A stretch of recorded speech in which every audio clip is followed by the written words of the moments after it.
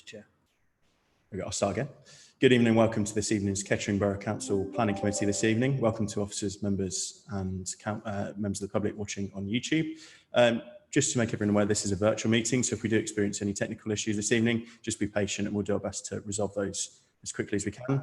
And just to make it clear, I'll call all speakers by their names. That includes members, officers and public speakers this evening. So I'm now going to run through the protocol for how we conduct each item this evening. So firstly, we'll have an officer update where applicable, and there's one for item 5.1, an officer report, which will be presented by the screen being shared and then going through that. Then we'll go to our speakers in order present on the speakers list. We'll have a member debate where members get a chance to discuss the application. Then I will state the officer's recommendation to be voted upon. We'll seek a proposer and seconder. And then I believe Anne will conduct a vote by calling out each member's name. And then if each member could state for, abstain or against on that application. And once we've reached a decision, I'll state that decision to conclude the item. So can I turn to Anne, please, to conduct a register of everyone attending this evening? Thank you. Thank you, Chair. We've received apologies from Councillors Mitchell, Morton and Stanton. Councillor West is acting as a substitute for Councillor Mitchell and Councillor Edwards for Councillor Stanton. So I'll now take a register. If you could say present, just for the benefit of anyone who may be listening without video. So I'll start with you, Chair. So Councillor Ash Davis. Present. Councillor Linda Adams. Present. Councillor Jan O'Hara. Present. Councillor Jonathan West. Present. Councillor Mark Rowley. Present. Councillor Scott Edwards. Present. Councillor Leslie Thurland. Present. Councillor Greg Titcombe. Present. We have officers, Peter Chaplin from the Planning Department, David, who is the committee manager, myself, Anne Ireson, the committee administrator, and Jamie Parsons from our legal department. Thank you. Anne, for the register and apologies. So we move to declarations of interest. Does anyone have any declarations, members? If you could state that now, please.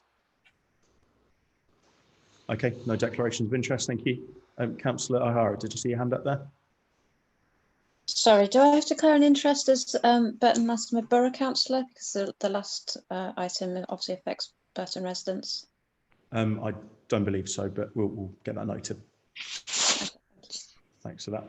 So we turn to our minutes from our meeting on the 15th of July this year. Is everyone happy to sign that as a true record in the agenda papers as read? Yes, Chair. Thank you very much. So I'll sign that now. I have no urgent items. So we move to our speakers list, which I'll read out this evening. We've got on item 5.1, KET 2020-0101, Cowper Street, Landolph, Kettering. We've got Richard Colson, who's the agent for the applicant, who will be joining us by video. Then on item 5.3, we have, which is item KET 2020-0147, plot 4B, Seagrove Park, Kettering Gateway, Landolph, A14 Junction 10. Murray's Calder Scott, which is a third-party objector. They'll be joining us by virtual video. And we also have David Green, who's the agent for the applicant, who'll be joining us by video as well. And just for everyone's reference, item 5.2 has been withdrawn from the agenda this evening, just because we had one objector who was a neighbour who has since withdrawn their objection. That leaves that with no objection. So I asked the office to go that back to delegated decision making on that. Okay, so we move to our first item, which is KET 2020-0101, Cowper Street, Landolph in Kettering. Then we'll have the officer update and presentation once David's showed the screen. Second, Chair.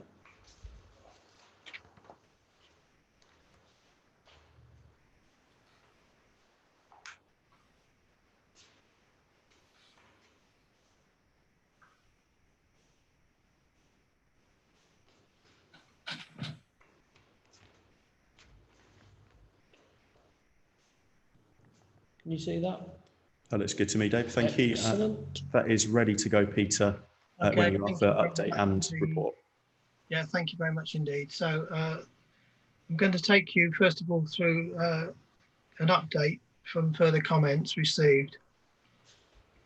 I'm then going to speak to the application itself and describe the proposal and identify or summarise the issues, and then finally to update you on the appeal decision that came out this morning for the previous application, and take into account that there will be one or two further comments to make for you. So first of all, beginning with the agenda update, Sport England provided further comments towards the end of last week, and I'll read out what they say. This is a summarising. In assessing the application against the JCS Policy 7, Sport England considers that the playing pitch strategy should be given greater weight, as it provides a more comprehensive assessment of demand and supply of pitches across Kettering, and provides a more recent assessment of need when compared to the older and more localised assessment by the applicant, which has not been updated since the PPS was completed. In Sport England's view, the mitigation for the loss of the playing field should come first, then whatever is left in the Section 106 pot is a portion to deliver other social infrastructure provision in the light of viability evidence presented by the applicant. They say that the package being put forward does not meet Part D of JCS Policy 7, since the £30,000 contribution would be insufficient to provide a replacement pitch to be deemed equitable to the adult-sized pitch that is to be lost, adding that to provide meaningful qualitative improvements to existing pitches such as at North Park, contribution figure of 100,000 is recommended by Sport England. I'll come to those points shortly, but I'll first of all then take you through the proposal as presented in this further application.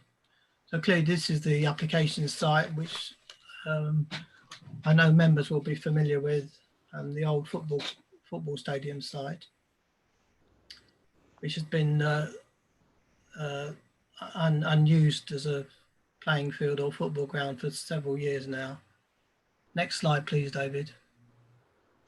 Yeah, so this is the layout plan, and it's in essence similar or the same as the one that was previously provided on the earlier applications, and that committee accepted when the proposals, as they then were, came to before them in the beginning of 2019. Next slide, please, David. These are street scenes. The house types, again, are largely the same as the ones previously considered. There's been some minor changes to some window details, but these are not significant in terms of the overall impact. Next slide, please, David. Here's some more typical elevations showing the types of houses. It's a mixture of houses. So as you can see from that, 2 and 3 bedroom houses and different sizes. Next slide, please, David. These are the floor plans, and point to note here is that all the plans comply with the minimum space standards. Right at the bottom, you'll see a garage layout detail, and that's an important point just to pick up on at the moment, because that layout for the garage is wide enough to get a car in and to get in and out of the car once you're in the garage, and that's a point I'll come to in a moment. Next slide, please.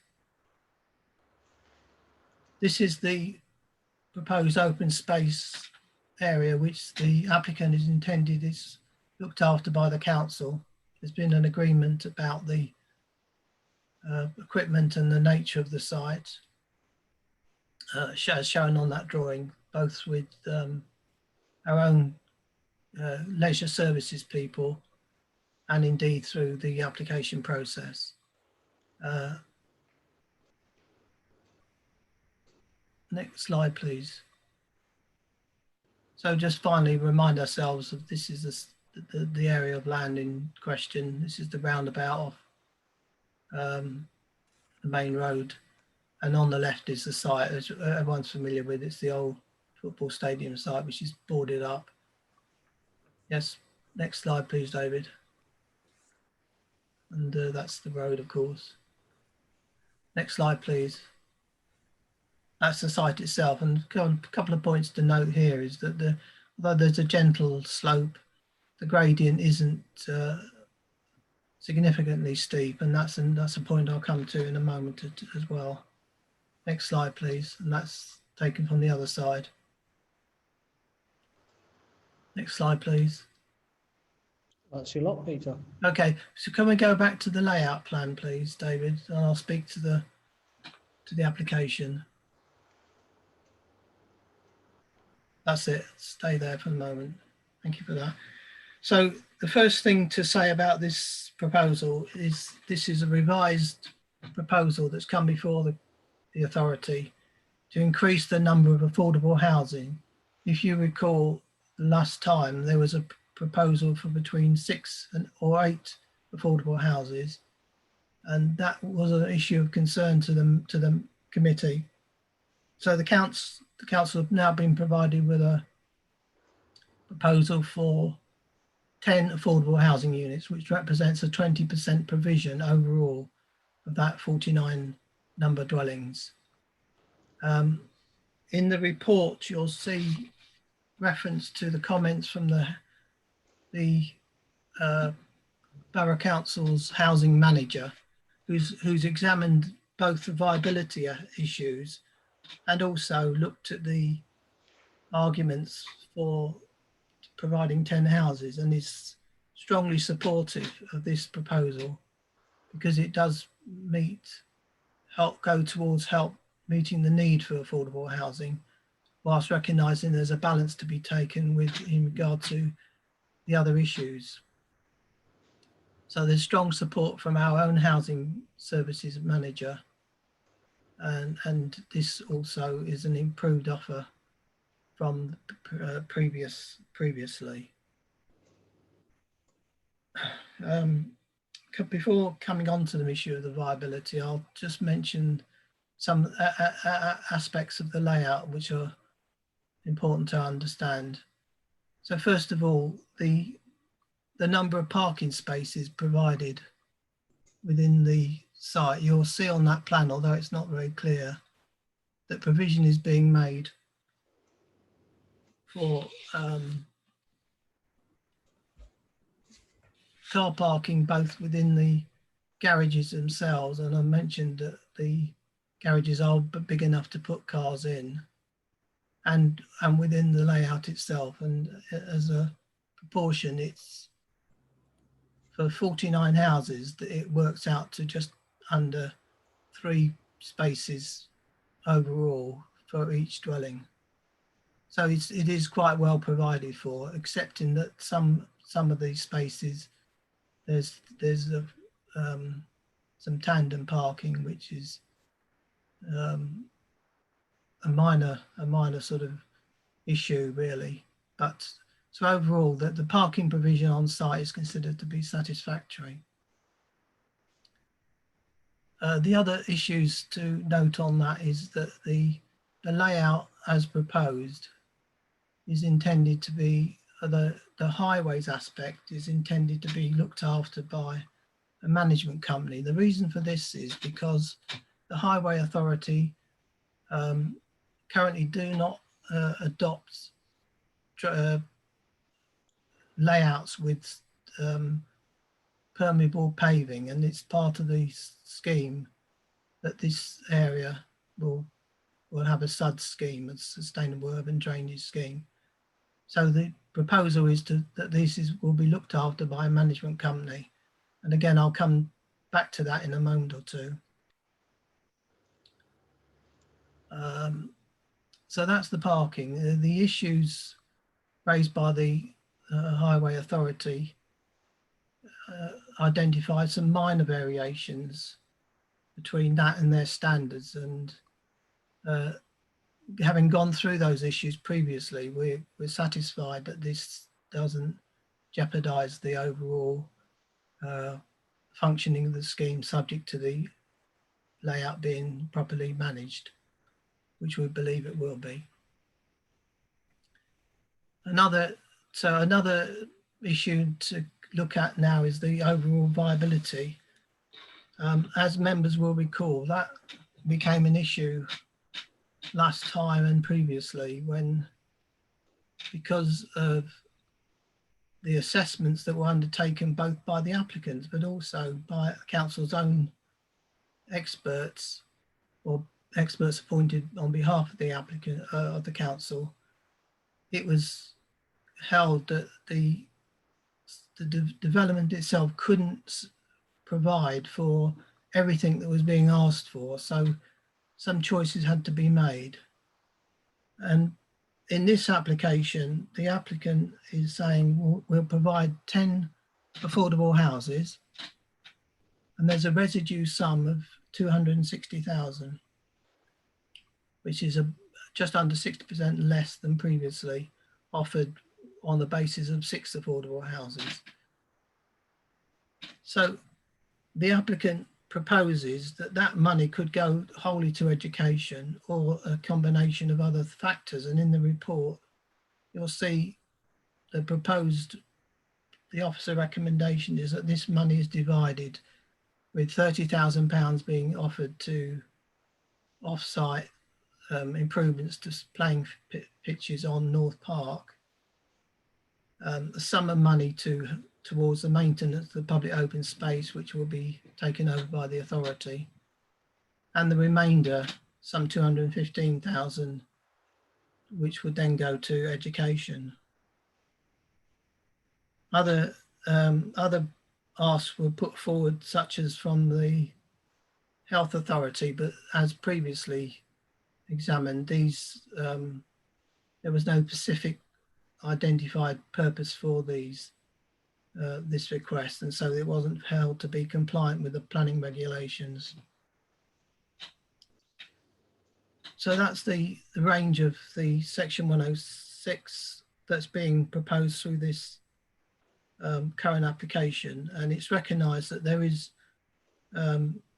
some balance to be made between what was previously asked for, what was hoped to, and what is now possible to provide.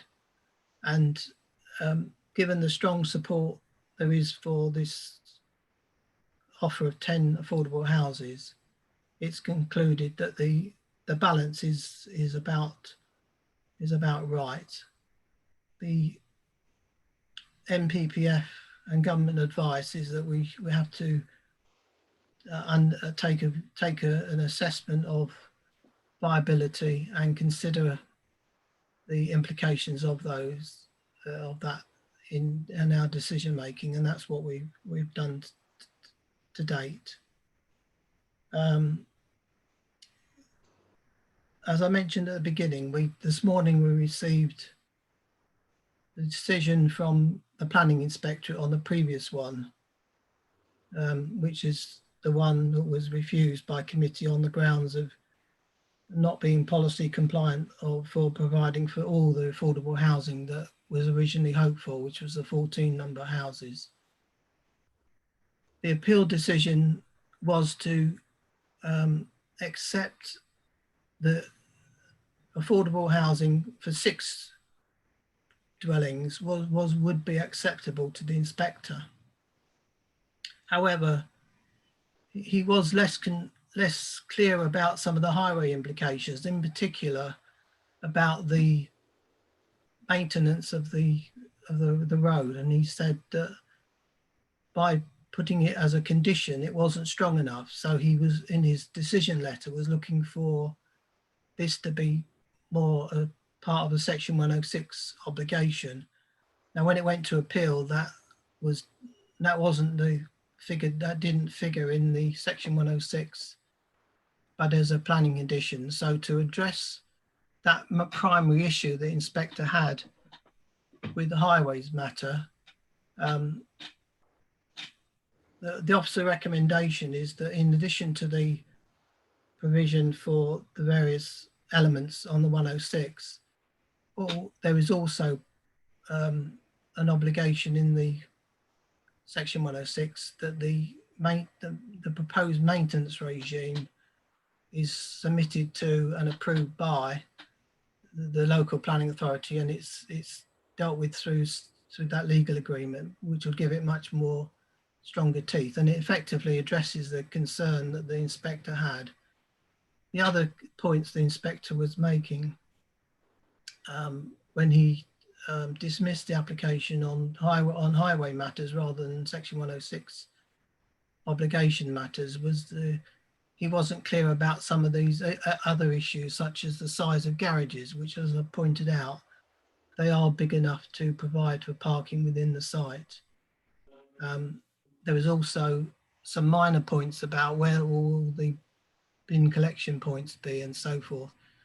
And all these things can be dealt with quite easily through a condition and determination by officers. So the officer's view is that the highways issues can be addressed very adequately in that regard.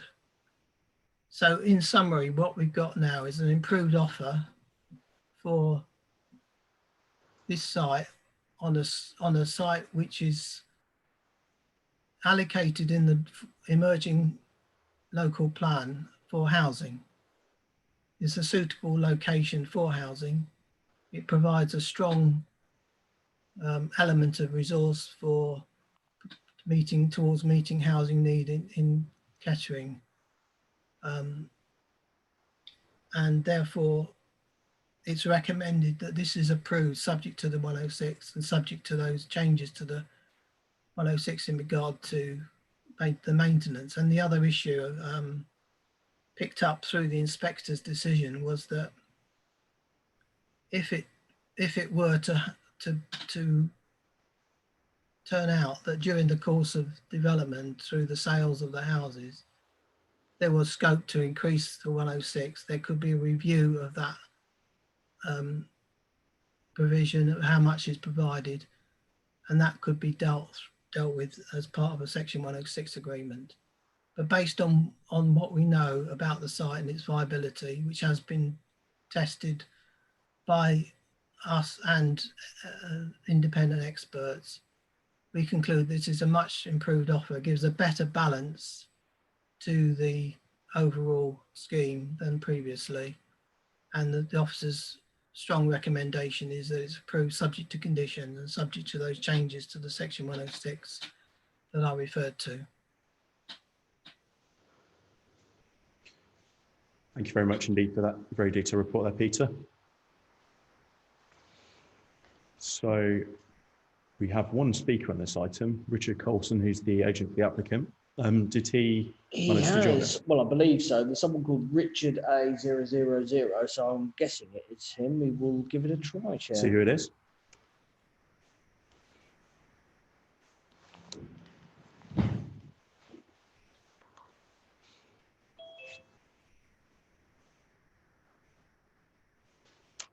Mr. Colson.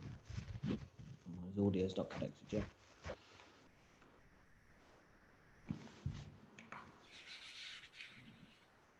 Mr. Colson, can you hear me? Your audio needs connecting.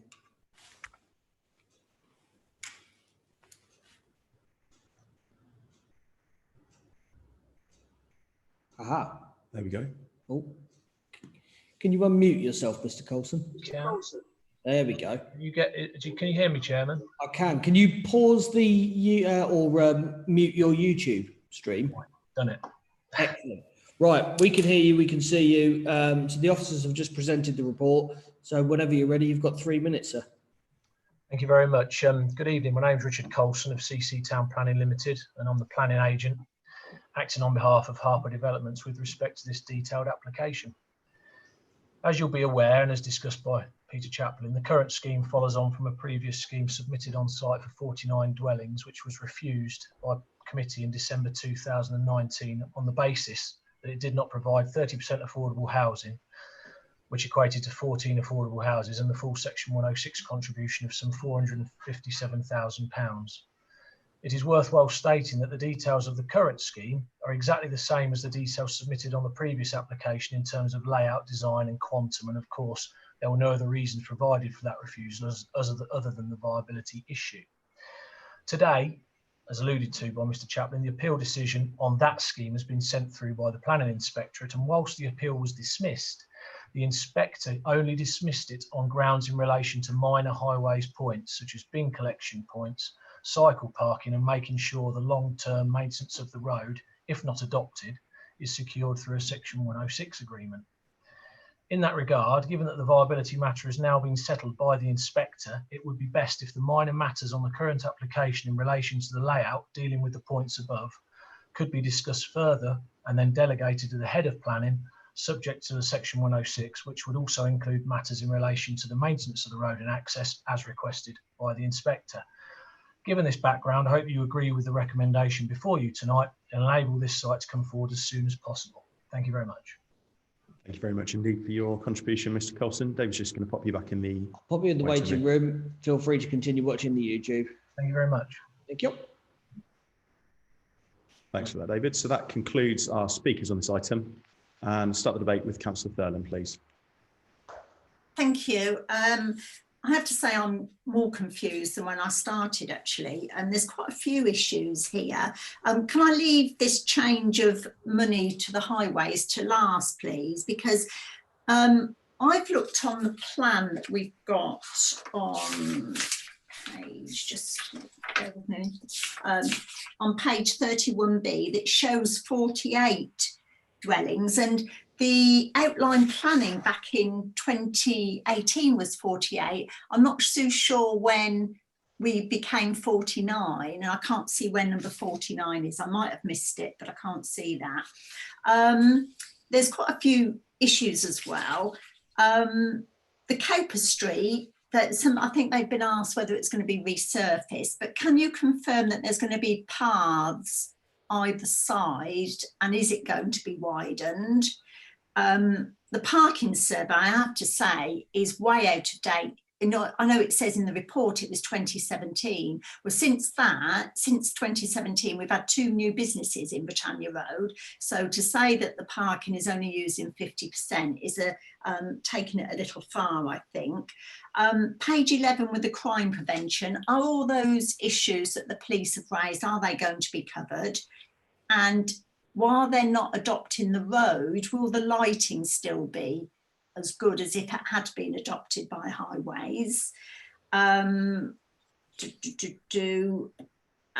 Also with the bin collection points, and the transport consultant says there's only going to be a further 9 vehicle movements per day, morning and night, onto that roundabout. Well, are we saying there's only 9 people going to go to school or work morning, 9 different vehicles, which I find really difficult to believe?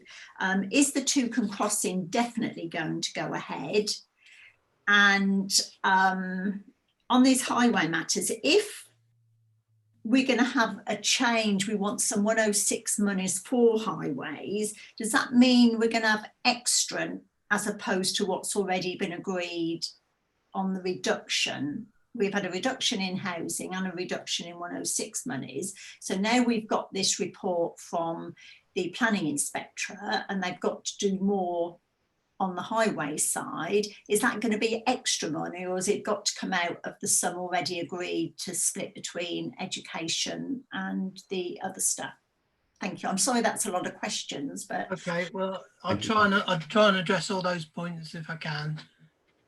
Taking the last point first, to be absolutely clear, there's no more money being asked for highways.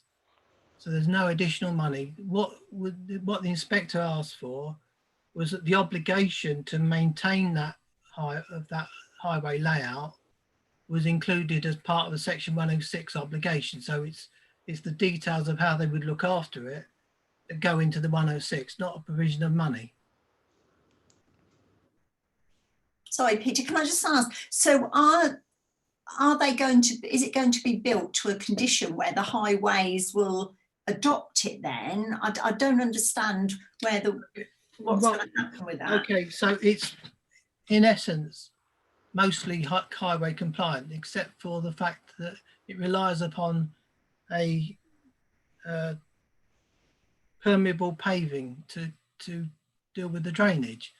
And as the report and the officer report says, that is not an untypical situation for many developments as they emerge these days. And there's no actual obligation on a developer to have a layout provided, a provided layout to be adopted by the Highway Authority. There's no provision. They can choose if they decide to get someone else to look after it. Jamie, did you want to add In this case, so if I just finish that point, in this case, that is what they want to do. But what has emerged out of the inspector's decision is that that provision and the details of who looks after it through a management company, those details are put into a section 106 so that the planning authority and everyone else is satisfied that they're properly controlled. But there's no extra money involved. Picking up on some of the other issues, if I can remember, the Toucan crossing is still to be provided through planning condition, but that will be subject to a road safety audit at the relevant times and make sure the Highways Authority are satisfied that it's safe to do that. So if there's an audit done, does that mean it might not go ahead then? Well, it hasn't been done yet because that's a matter for the Highway Authority should the Toucan crossing come forward as a proposal. It will come forward as a proposal, and if the highways say that it's safe to do it, then it will go in. In the meantime, there is provision made for crossing the road using existing pedestrian crossings within a short distance of the site itself. Lighting, absolutely, that's provided for as part of the scheme for the management company who will look after it. Bin collections, all those other minor points. What we said was that those things would be looked after. That would be identified and dealt with by condition. So, for example, on the plan itself, there is annotation of one bin collection point, and there's room to show other bin collection points, and that can be dealt with and agreed with officers. It's a relatively minor point, but we're satisfied that can be dealt with. Hopefully I've covered the main. No, point. just it's all the police issues as well. Are they going to be putting into place what they've asked for? Well, the police issues relate to things like there's I think one or two areas where triple parking was put in, and the issue there was that originally some of those places were side of a footway, and the police had concerns about cars getting scratched for people walking along a footpath. So that's why they were moved. So it was a response to dealing with those sort of graffiti issues, and so in essence, we're satisfied that the layout, subject to the conditions that we've asked for, will deal with those issues. Thank you for that, Peter. Jamie, did you want to have your say before I call Councillor Rowley? Yes, it's probably worth just on the maintenance of the road, how obviously that is normally dealt with is just with the management company. So it is on the basis that the money wouldn't be coming from the developer, so that their financial contribution under 106 would be lowered. It's more often the case that we'd require a restriction over the titles of the plots to make sure they all pay a percentage into a management company to make sure it is maintained in perpetuity. On the Toucan point, on condition 21, how it's actually drafted at the moment is that it does need to be approved and provided, whereas I think Peter's right that if that assessment hasn't yet gone ahead, that condition might just need to be tweaked to say on the basis that it satisfies the requirement for it. Sorry, can I just ask that, when you say on the basis if there's a requirement for it, if apart from there's one right up by Sartre House, then you've got the bollards in the middle of the road at the roundabout, and then the other crossing is way along Rockingham Road, and we've got all these houses and all these people going to be crossing, going down to the schools and that. I think a crossing is so important, and I think we discussed this at previous meetings. Well, as drafted, it does say that it is required. But I was going off the back of what Peter's comments were there about, and apologies because I appreciate this has been to committee before. But was it previously decided by Highway that the toucan was required? Because that's how the conditions drafted, so Well, it seems to imply that. Yes, previously the highways asked for one, and the developers agreed that they will provide one, and clearly it's subject to a road safety audit. If the road safety audit, which is undertaken by the Highway Authority, say it's safe to put one in there, then it will be provided. As currently drafted, if they were to turn around and say no, we can't put one in there, then the developer would actually have to come back to change that condition. That could happen, but I think given that the developers agreed these conditions. Yeah.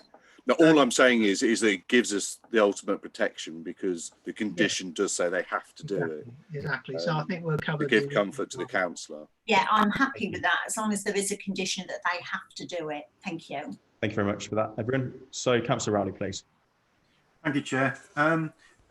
Yeah, I'm glad the head of, I presume it was the head of housing, has strongly supported this, because 6 is better than 10. 14 is way better than 10, which was the original outline. Just goes to show that developers really should do the viability study before they put the outline application in, which they, we were told at the last planning that they hadn't done that for this one. They'd done it afterwards, which is really annoying.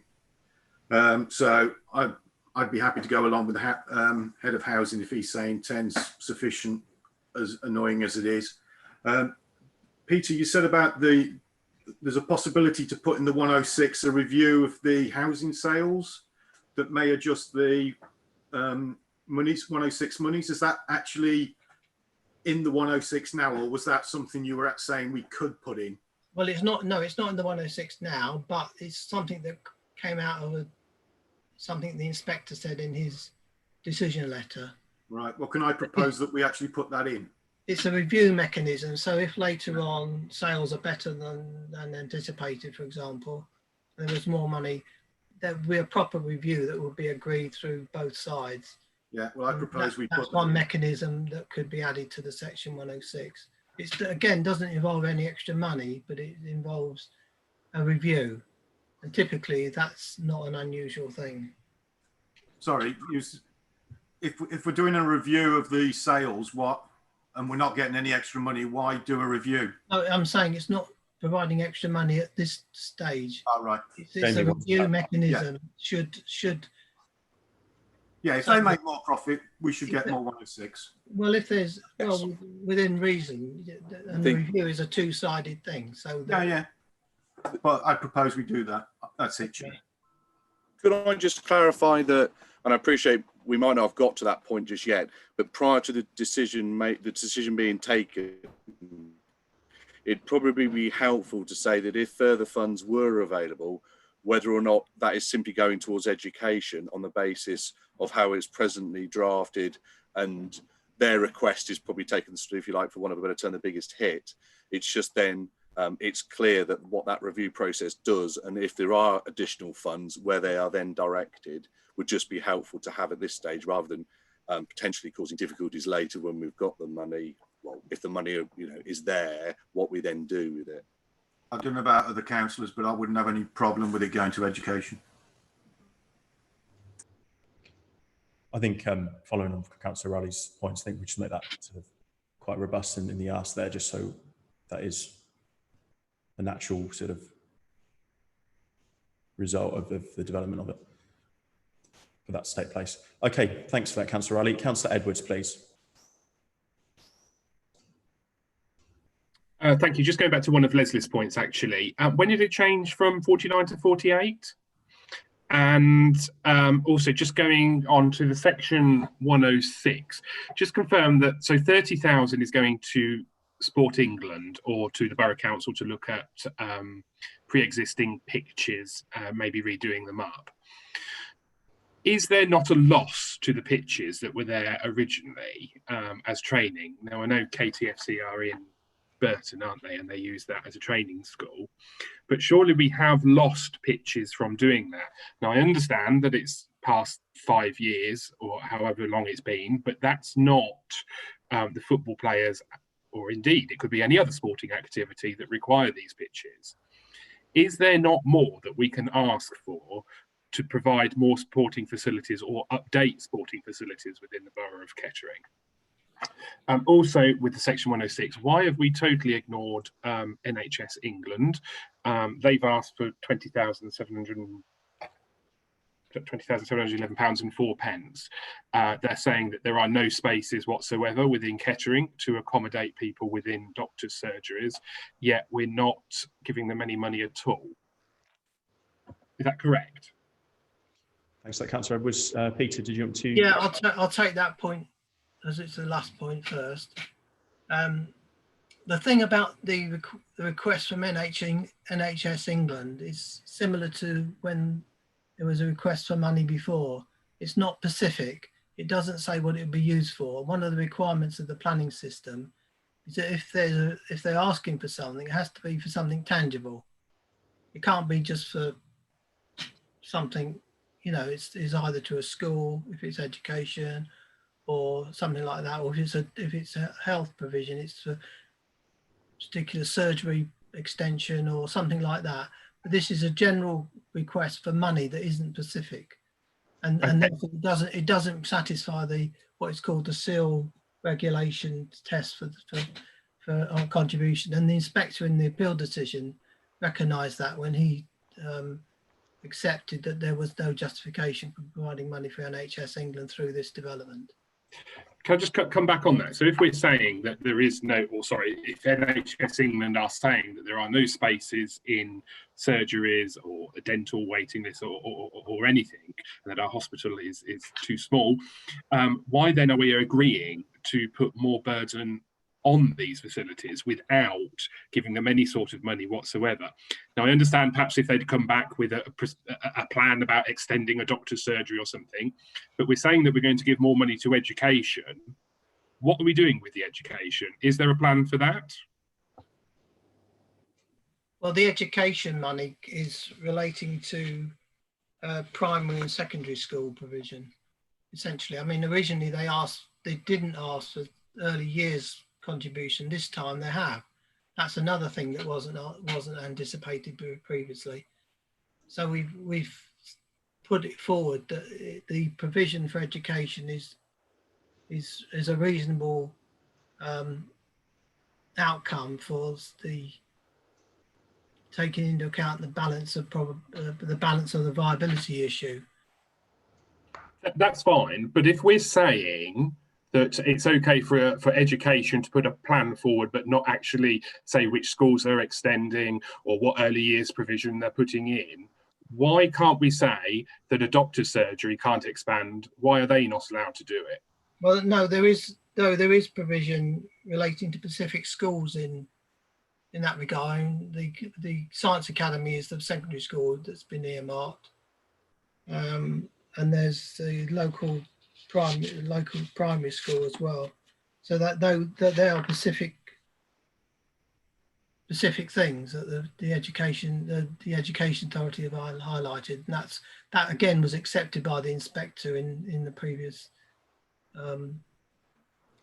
in the previous application. Yeah, that's right. You'll have to forgive me because I didn't sit on the previous application, so these comments are new for me. So going back to the change, when did that happen? What, the change of numbers, wasn't it? The 49 the 49 was part of the proposal that went before the inspector. So it was during the course of that application. I think it was originally was 48, and then during the course of that application, which came to committee, it was 49 at that stage. So nearly 2 years ago, perhaps. Okay. So just going back to the pitches, so there's no way that we can increase that £30,000, can we, given to improve our facilities? No, it's just not viable to do so. As again explained, that choices have to be made, and committee wanted more affordable housing. That was a choice that the planning authority saw, and that's how the applicants responded to us in that regard. So we've offered 30,000, which was what they previously were earmarked to receive. I mentioned the comments from Sport England not seeking more money, but it's just not available, unfortunately. So those choices go down to things that we can provide and will provide. Okay, so with the Sport England, are we going against any of our policies by not giving them the correct amount? The policies have been assessed. Policy 7 of the JCS has been assessed. And in the report on page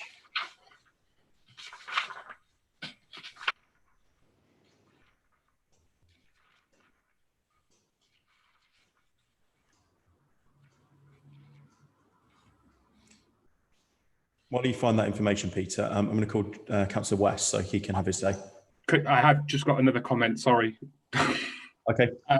It's just regarding highways. And so we're going to adopt a company, basically, to take over the running of the highways rather than give it to, well, NCC won't be there then, will they? But so whoever is in charge of it. Did you say that each household is then going to have to pay an extra amount into a pot to control this highway? No, I didn't say that. What the management company does is the developer has to put forward a proposal for the management company to look after it. The specifics of that proposal are scrutinised by us before they're agreed. So any proposal that people themselves are paying for, that will be part of that scrutiny. So people are still paying for that highway. So the householders in there. I'm not saying that they are. No, I'm saying that any proposal for them to do so would be scrutinised and probably challenged. Thank you. I'm going to call Jamie because he's put his hand up several times to clarify on that, and then I'm going to look to move forward. That's right. I mean, the point I was making about the highways is, as is often the situation on new developments now, a management company is set up. And it is set up and paid for by the residents of the estate, and it is becoming more commonplace that roads are included within that. But as Peter says, it's considered as to whether or not it's reasonable or not. Okay, so if they set up a management company and those householders are contributing towards it, surely that kind of defeats the object of affordable housing, because actually the housing isn't what they've got to pay for. They've got to pay for extra on top of that. So those people actually buying those affordable housing do not know until afterwards about that highways, whether they're going to have to contribute more towards it or not. Is that correct? No, that's not correct. The housing rates are now are to provide for any management company sums in the assessment of the amounts that they can charge, if that makes sense. So when it's classed as affordable, that affordable element, some which may be rent, has to also include the element that would go towards a management company. Yeah. Okay. Thank you. Thank you for that. To answer your earlier question about the playing fields pictures, at the top of page 26 of the agenda, you'll see that I've said that a number of factors are taken into account. First of all, the pitch of the formal football ground is no longer there, and the use of by community groups has not happened for a number of years. No community groups came forward when the site was available to take it on. And it's since been identified as an allocation in the emerging Part 2 plan. Now, whilst we can accept that there's probably growing demand for football pitches, it still comes down to what this development can provide, and that's where the choices are made. And the committee, council have now got a proposal for 10 affordable houses, which was the principal thing which was asked for improvement of last time. Thank you very much. We've got 4 people left to speak, so I'm going to call Councillor West now. Chair. Yeah, I've got a couple of questions for the officer. First of all is around pedestrian access. How can a pedestrian access if they live in the innards of the development? Can they access it on foot rather than following the road from the roundabout around into the development? So are there entry points for pedestrians? Could they be pointed out on the plans, please? And the other point is around pedestrian access to the play area. So will that be able to be accessed from Rockingham Road? And so basically what I'm asking is for, will residents from a surrounding area be able to use that, those play areas? Will they be encouraged to do that? Will there be a gap in the fence or whatever? And then the second point after pedestrian access is around the neighbouring business. So at the moment, I think it's a bowling alley. The road goes, will take some parking area.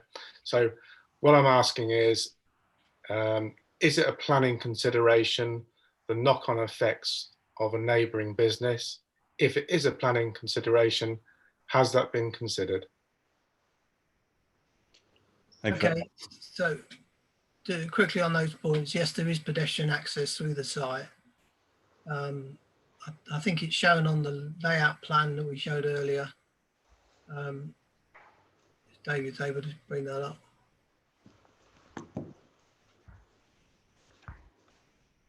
Give me a second. It's not. Thank you.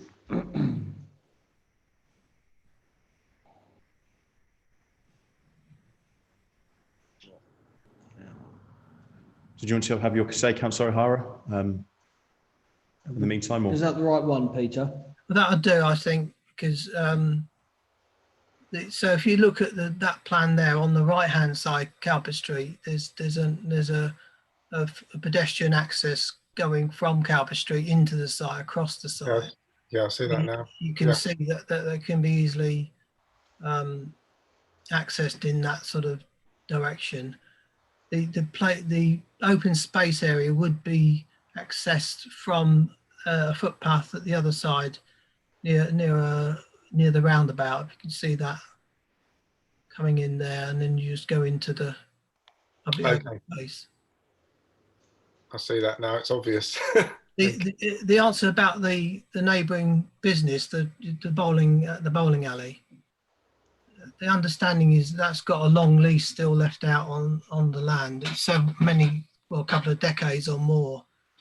So there's no question about their use being jeopardised as a result of this development. If in future that use goes away and the site comes up for consideration for further housing, at that point, that will be considered independently. Okay. Thank you for that. Thank you. Thanks, Councillor. Councillor O'Hara, please.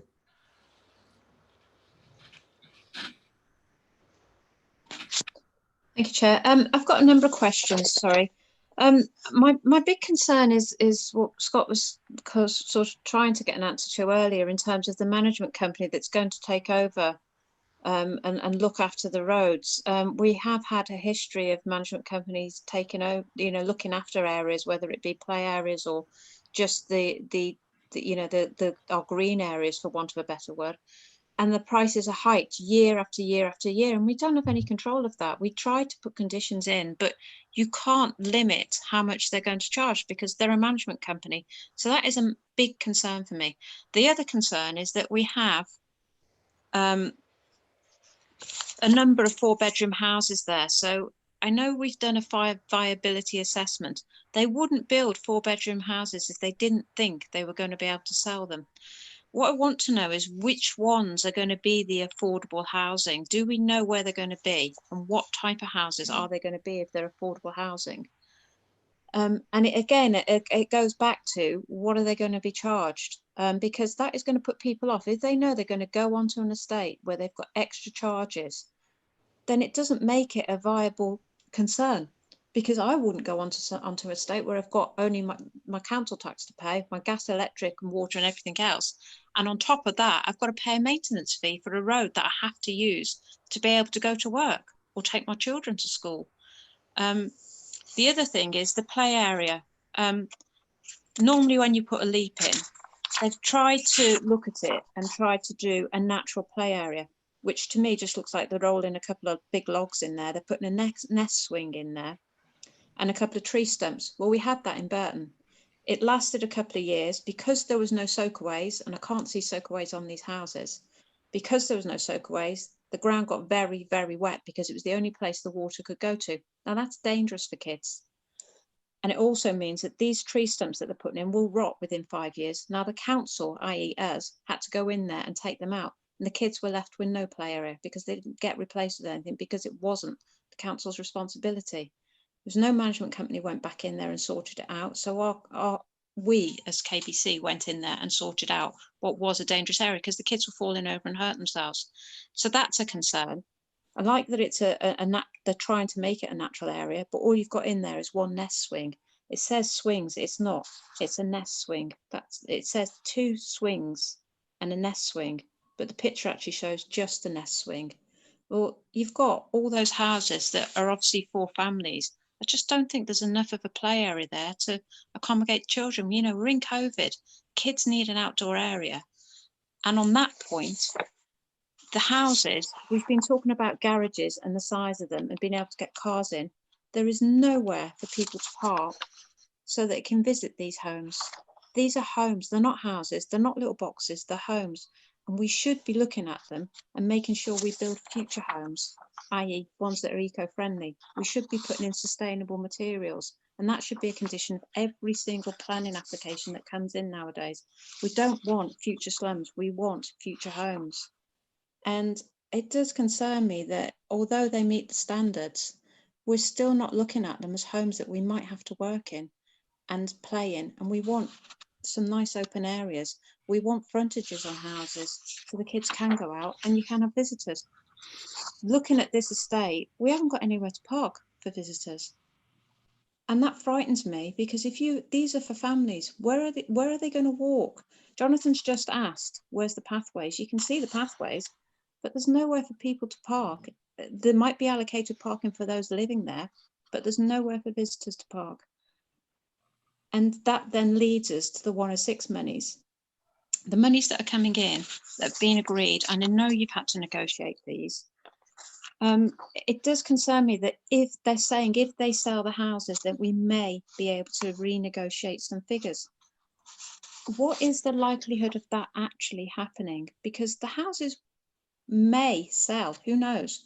They probably will, because people seem to be drawn to buying a new home. And I wish them every success. But what we have signed up for is sustainable developments. And, we have a situation now where there is a concern over this planet and we should be looking after it. And I don't feel that this development is pointing in the right direction. And we as councillors are supposed to be there to represent, the communities that we live in. And I think in doing so, we need to make sure that we have suitable housing that's fit for purpose and fit for the future of the world that we live in. Thanks for that, Councillor. I think just firstly on the affordable housing, if colleagues refer to page 31B, those shaded houses, hatched houses on Cowper Street, I think my understanding is that's where they are on that point. I don't know if Peter wants to clarify. Yeah, that's correct. Yeah, the ones adjacent to Cowper Street. Just coming back on the open space, I mean, to be really clear about this, that layout plan was agreed through our own council leisure services people. Clearly, we've got control over it because that part of the site is going to be taken on by the council. And so some of the problems you indicated earlier about not being looked after and all the rest of it, that won't be an issue or shouldn't be an issue in this case, because as part of the Section 106, the provision of that area for the council to look after will be incorporated. So that has dealt with that issue. Sorry, Peter, no, it wasn't that. I appreciate that the affordable housing is the back end of the site along the Cowper Street end. what I was getting at is that the management company will come in, and we have a problem here, a continuing problem in Burton, where the management company are supposed to come in every so often and make sure they maintain the grounds, and it just doesn't happen. And the price just keeps going up year on year. So now we get complaints all the time, and that's my biggest concern. One of my biggest concerns is that that's going to happen here. But the management company's responsibility is for the roads and the sewers. It's not for the open space. I know it's not for the grounds, but the same applies. Well, as I said before, the provision of a alternative to highways is within the gift of any developer. They can put it forward. What we've asked for is that the details of that provision is put before us and agreed first, and that will look at those issues that councillors have raised this evening. But Peter, with respect, under the new unitary authority, the idea is that we will essentially be looking after our highways. So we need to make sure we're pretty robust in what we're doing, so we don't end up with a bottomless pit of maintaining all these new developments, because that's what could happen if we don't make sure that we get the right surfaces put in from the outset that are going to be durable for the foreseeable future. I know it's going to be a semi-permeable surface, and I know that we have to make sure it complies, but we need to make sure we're also future-proofing and making sure that we're not getting a massive bill at the end of the day when this management company disappears. Who knows what's going to happen? So just trying to make sure that we protect the people that are going to live in these homes, and us as a council, in whatever format that is, come May next year. Thank you for that, Councillor O'Hara and Peter. We've got Councillor Titcombe, Adams and Thurland wishing to speak. So I'm going to call them one by one, and then I really want to move this forward now. I think we've had quite a robust debate, and so far nothing on the table were people minded to go against the recommendation. So Councillor Titcombe, pleased to have your say. Thank you, Chair. You'll be pleased to know my list is considerably shorter now after the councillors have bit, but I will add my concern to the water runoff situation there, because at the present time, before any building's gone up, we do have a certain amount of water runoff from the car park, which is badly maintained, and it floods that corner of the roundabout there, just adjacent to the bus stop, which I'm sure the passengers there are quite vociferous about it sometimes. And my second concern is the size of the roundabout, sort of exit coming off the roundabout, heading south into town. It seems to be a bit of a pinch point there. We're now going to put a lot more traffic, and I certainly disagree with the 9 vehicles exiting there, egress from there. I mean, I think somebody's got the maths a bit wrong. But adding to that problem, it is a pinch point because you 2 vehicles going around, one turning right into Northfield Avenue and one carrying on into town. And at peak period, it can be a little bit exciting around there. So that's my, can we gain a bit of ground there just to widen that heading south from that roundabout? That would be, ease my sort of concerns there. Is it possible to gain 3 foot, 4 foot, something like that? That's all I have, Chair. Thank you. Thank you for that, Councillor Titcombe. Peter, did you want to come back to that point? Well, in terms of the roundabout itself, that was looked at by Highways and considered to be of a standard, given the fact that the further development of the site to the north may not come forward for decades even. In terms of whether there's more scope to get a bit more land, that can be discussed. We can look at that, but it's on the basis of that the size of the roundabout is already considered to be okay. In terms of water runoff and stuff like that, well, all that will be dealt with through the development, so there'll be proper drainage of the site. So that the problems that may be there at the moment should be dealt with once the site is properly developed. Okay. Thank you. Thank you for that. Councillor Adams, please. Thank you, Chair. One of my comments is concerning bottom of page 10, which is the comments about the operational gas apparatus identified, and that we need to make sure that there's information added to the consent. So I was just wanting to know, have we added that information that the Cadent Pipeline, the plant protection team must be contacted to see if there's any extra protection measures necessary. And I really want to add more comments, they are just comments really, but I also worry about these management companies, because I feel we need to be looking at this through planning policy and doing some work to investigate what we're actually burdening the owners of these new houses with.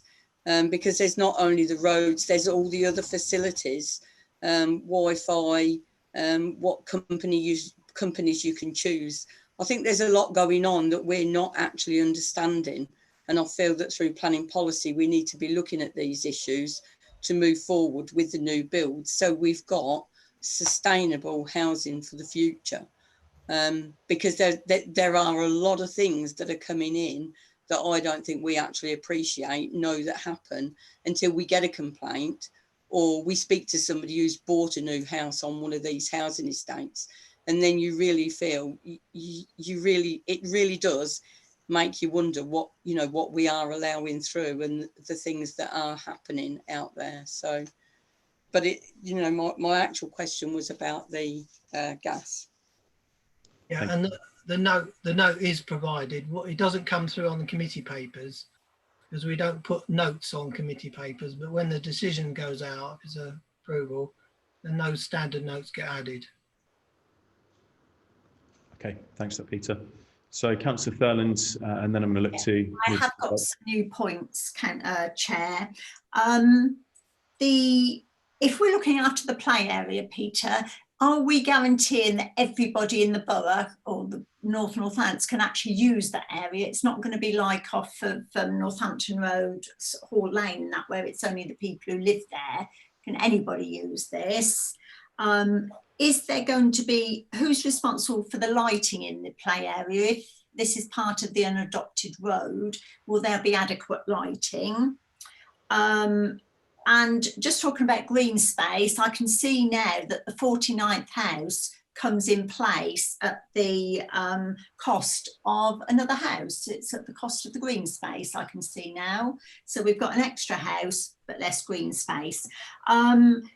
You're talking about the management company and the information before you. I think you said the decision before us, which I think you quoted on, which means that the applicant comes to you with decisions and details on the management company, but it doesn't come before a committee, so we don't know what we're actually agreeing to.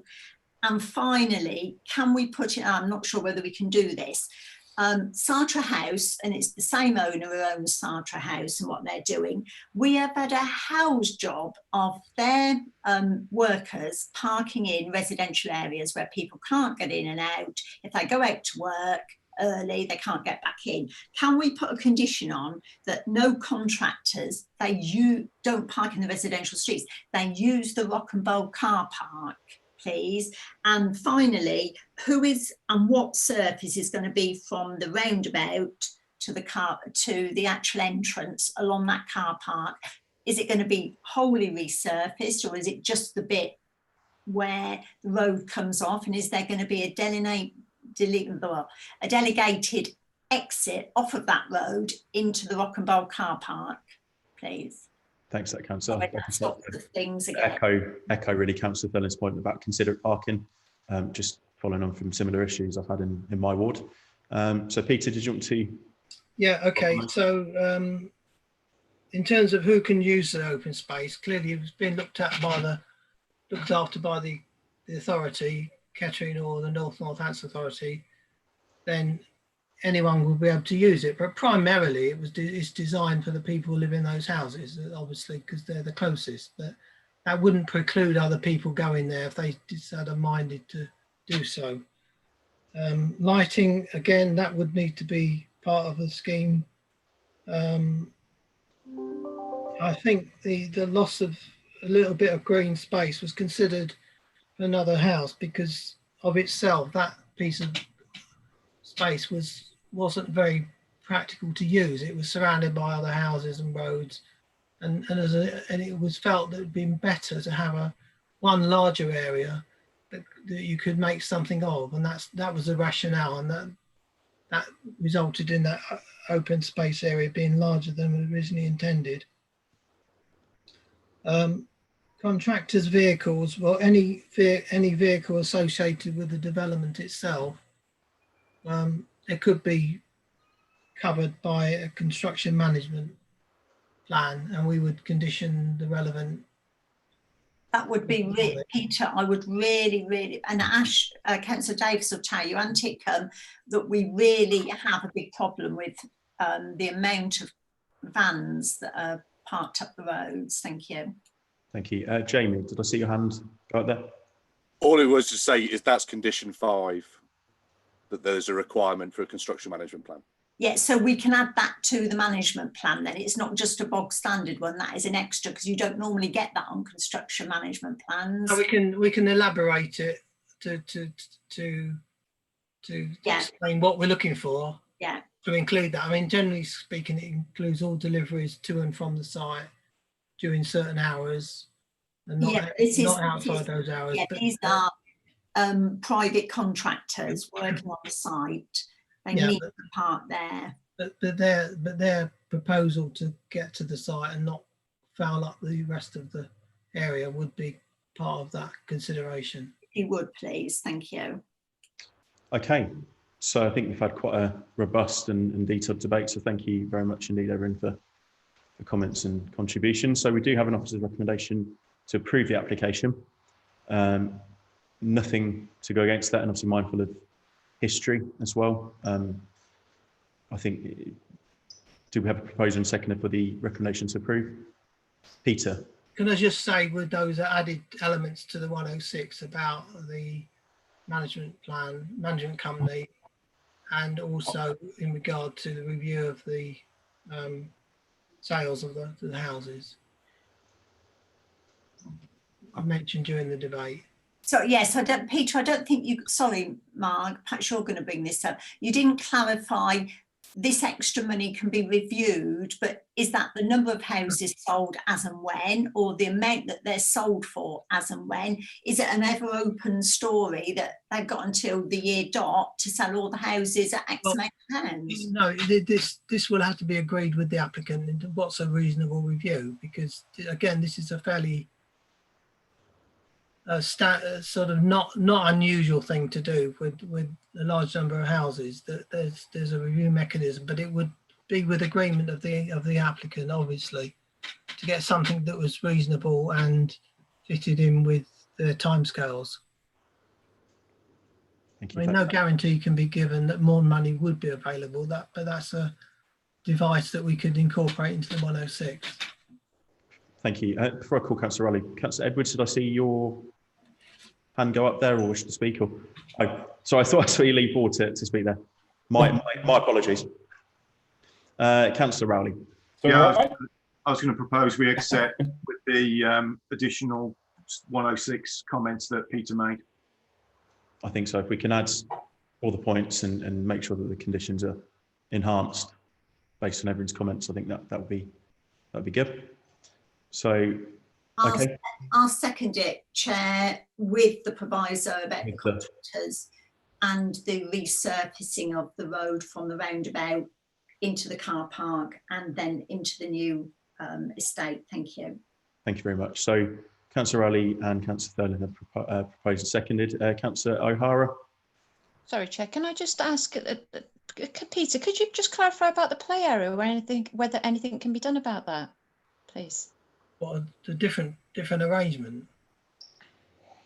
Well, something that's going to be, I don't know, durable, because you said the management company is only going to look after the road. Who's going to look after the play area? Is that going to be adopted by KBC? Well, Unitary. My understanding is it will. It will be, yeah.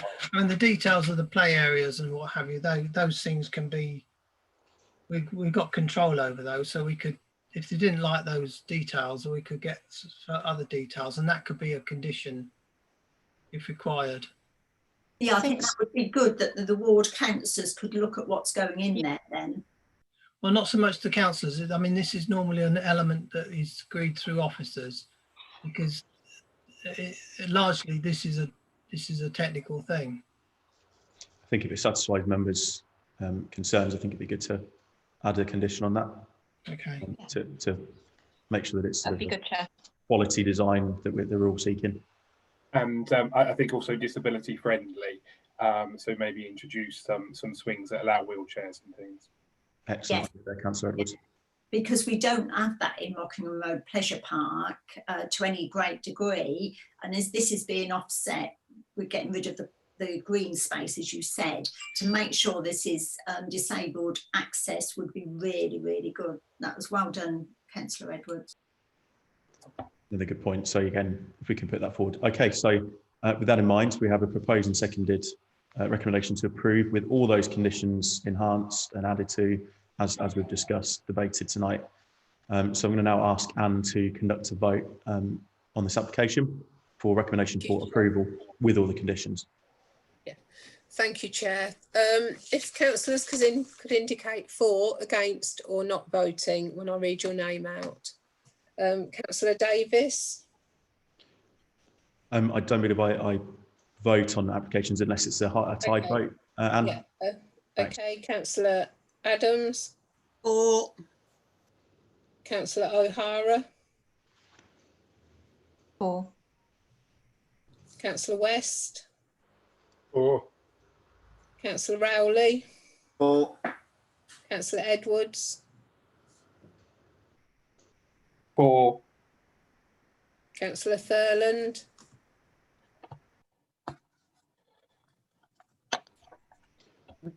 She had a full card then, Anne. Did you just want to restate that, Councillor? Councillor Thurland? Sorry, Anne, I didn't unmute. For. Yeah. Councillor Titcombe? For. That is unanimously carried, Chair. Thank you very much indeed there, Anne. So that application is therefore approved. And just one thing I thought, perhaps, I don't know if members agree, is perhaps if we can find some way to reflect the heritage of the site in perhaps the street naming, or just to recognise its role in Ketchum's history, that'd be a good idea, hopefully. Okay, so that moves us to item 5.3, KET 2020-0147, plot 4B, Seagrove Park, Kettering Gateway, land off A14, junction 10. So once again, David's just going to share the screen for officer report. No update on this one.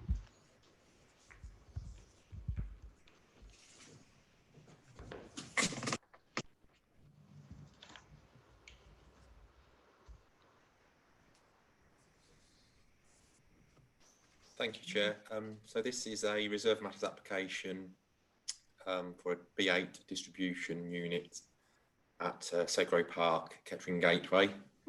So this first plan is the location plan. So you'll see the site there to the east of junction 10 of the A14.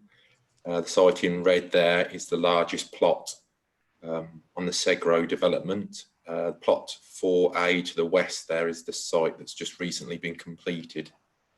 I'll show you that in photos later on. Next slide, please. So this is the unit itself. It's just under 60,000 square metres gross internal floor area, with just under 2,500 square metres of ancillary office. So that's the main unit there itself in grey in the centre of the site. With to the sort of northwest of the unit is the office element. And then those small sort of dark grey protrusions on the north and south elevations are what they're calling office pods. So additional office space there to sort of break those long elevations of the building, add a bit of visual interest when viewed from the extremities. So the site itself, you've got at the north, the access into the site from the existing access within the wider Seagrove development. At the top, you've got the staff and visitor car parking. To the northwest, cycle storage and cycle parking for 270 cycles. You've got 60 electric vehicle charging points there on the western side of the office element.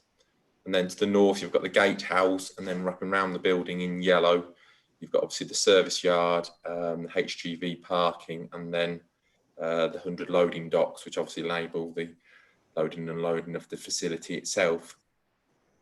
Next slide, please. So this is just a plan showing the boundary treatments and showing the fencing of the site. Obviously, given its nature of the unit, it needs to be secured. So they're proposing a weld mesh fencing just around the periphery of the actual service yard itself. And then between that and the boundary of the site, there's landscaping, which I'll go into in a bit more detail in a moment. Next slide, please. So these are the elevations of the building. So the top two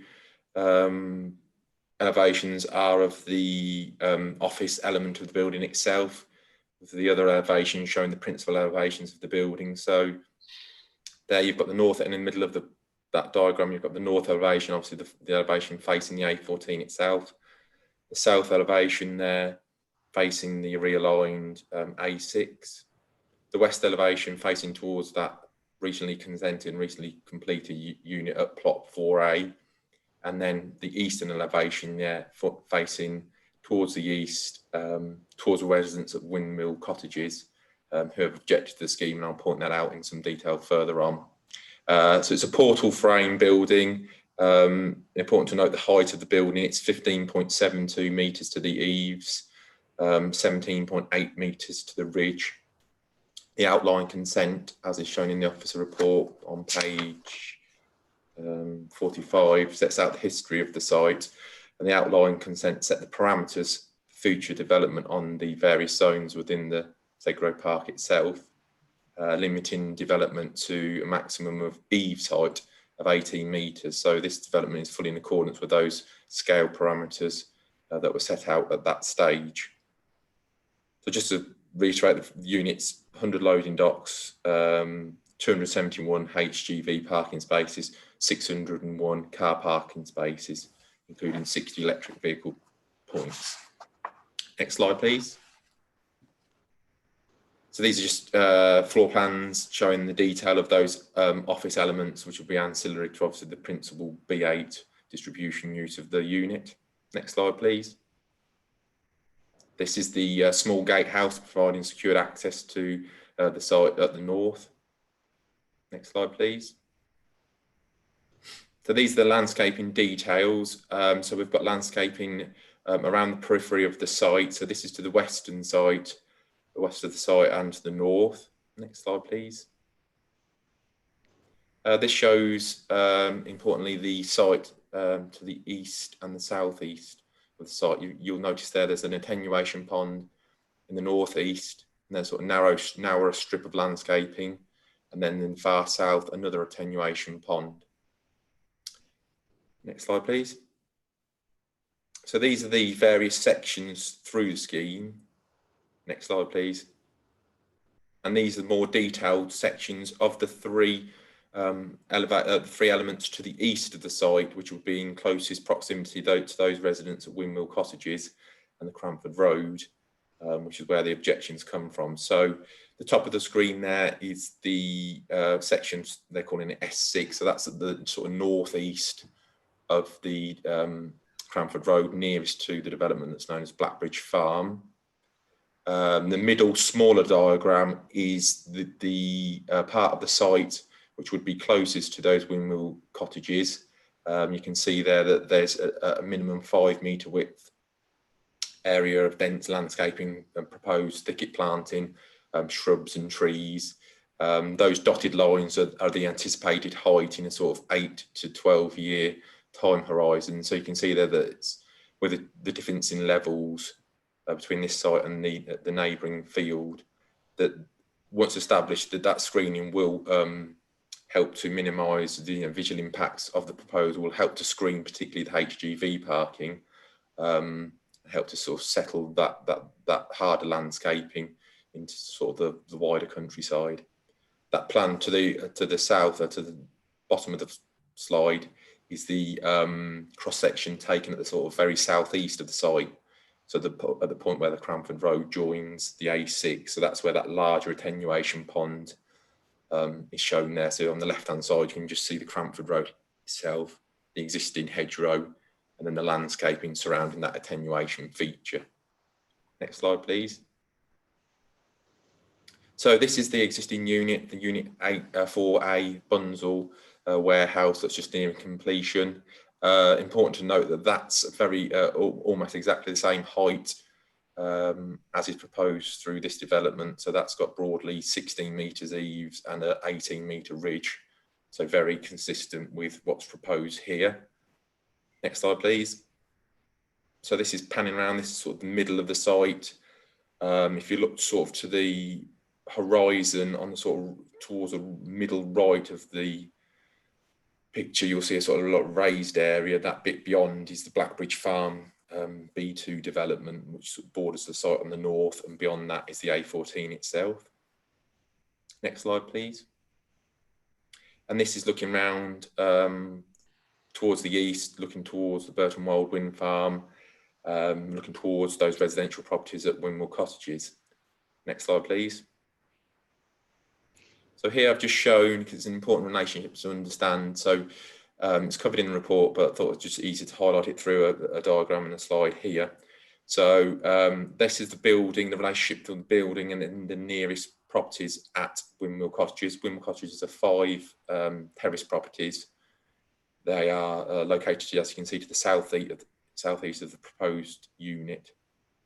Like you can see there, just over 176 metres between what is number 1 Windmill Cottages there on the western side of that drawing and the building itself. Those small rectangular element to the west of Windmill Cottages, which I'll show you in a photograph in a minute, is actually a row of garaging.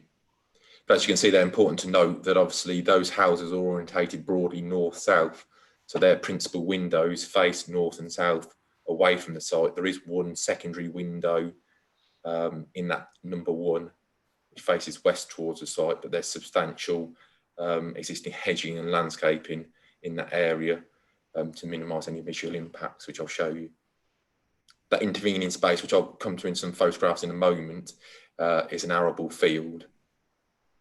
Next slide, please. So here I've again shown that site, and I've just indicated with an arrow where those Windmill Cottages are. There's a white van in the foreground, which is on the Cranford Road, and directly behind the white van underneath that arrow is where Windmill Cottages is. And note that tallest tree within that sort of hedgerow there, which is adjacent to the Windmill Cottages itself and would screen views across to this site. Next slide, please. So this is a little bit further up Cranford Road. So you've got Windmill Cottages probably about 50 metres to the left here. This is showing the intervening field between Cranford Road and then the application site itself. So you've got the ploughed field here, which is obviously to remain. The application site is that sort of beige colour just on the horizon before that existing plot 4A, which you can see in the distance.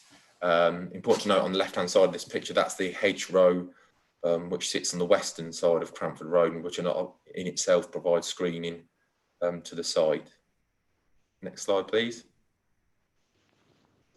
So here I've walked across that arable field. I'm standing on the boundary of the site. So this is the eastern edge of the plot itself. So you can note, it's important to note that the distance of the site there, and also to note that there is a slight, the way the development platform has been built, there is a slight difference in levels between the arable field to the left-hand side of that photograph and the development platform on the right. So the development platform does sit slightly lower. Next slide, please. So this is an important slide. So that's again taken from that eastern boundary. So I'm standing at that same point. I've turned around here and I'm facing directly towards Windmill Cottages, which I've had to put an arrow. You can just see the sort of white garages there underneath that tree. So you've got the ploughed field, the hedgerow, the road, the landscape, including trees on the boundary of those properties, then the garaging, and then the properties itself. Next slide, please. Family-run Continental leisure vehicles. So here, this is Cranford Road itself. This is as you drive up Cranford Road, just coming off the A6. So they're the cottages on to the right. That's the one you can see its gable end. That's number 1, Windmill Cottages. And there you can see the coniferous tree and the deciduous tree, and the landscaping of the hedgerow, which would screen views between this site and those existing residents. Next slide, please. And this is the final slide. This is just showing, so that's that row of garages, what I picked out on that other element. You can see there that secondary window at first floor level of Unit 1, but you can see there how the houses are orientated north to south with their principal windows facing north and south away from the site. Next slide, please. So take you back to that slide there, because that's the key sort of overview of the site. So the development, as is covered in the report, is fully in accordance with the reserve matters, with the original outline application, sorry. The details are considered to be in accordance with that original outline consent. The design is functional. It's obviously a substantial B8 development. It's been designed, as is covered in the report, it's got a sort of graduated colour palette to the cladding on the building to try and help diminish its visual sort of impact and sort of diminish it into the skyline when viewed from the side. There's obviously the landscaping that's proposed around to help sort of settle it into the wider area. There's the significant car parking, and obviously it's picked up through the sort of application stage, the points that have been raised, particularly from the police and the local highways authority. Important just to pick out as well that there was a number of matters obviously that were covered in the outline application that obviously wouldn't be duplicated here. Of note is condition 17 on the outline, which required the development to be in accordance with a BREEAM Very Good standard, so sustainability standard of BREEAM Very Good, as required by policy 9 of the Joint Core Strategy, and that's this development is in accordance with that. So its sustainability credentials are there and would be confirmed through the discharge of that condition. The objections from those residents in Winwell Cottage primarily relate to visual impacts and amenity impacts. Hope sort of demonstrated there that given that 176 metres and the orientation of those buildings, while this new development, much like the existing plot 4A, would be experiencing the wider sort of landscape, its immediate impact wouldn't be detrimental to those neighbours that would want an officer opinion that it wouldn't warrant refusal of this scheme for those reasons. There is landscaping proposed. It's an acceptable use. It complies with the outline parameters, which established that just over 80,000 square metres on that zone 4, up to 18 metres in height, was acceptable. The second element that's been raised by the objectors is in relation to environmental matters, and try to cover that in section the bottom of page 52 of the report. It follows the outline application, obviously only a couple of years ago. It's consistent with that. Officers are comfortable that the environmental considerations have been taken into account in coming to appraise and come to a decision on this application. With the conditions that are set out in the report, it's recommended for approval. Thank you, Chair. Thank you very much indeed for that, Richard. So we do have 2 speakers on this item. So we've got Murray Calder-Scott, who's a third-party objector, and David Green, who's the agent for the applicant, both joining us by video. So I believe David and I'm just going to let those in as normal to the meeting. Is Mr. Scott. Good evening, Mr. Scott. Can you hear us? You need to unmute yourself, Mr. Scott. Bottom left.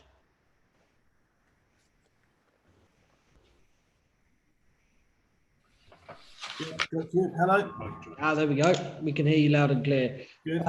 When you're ready, sir, you've got 3 minutes to address the committee. Okay.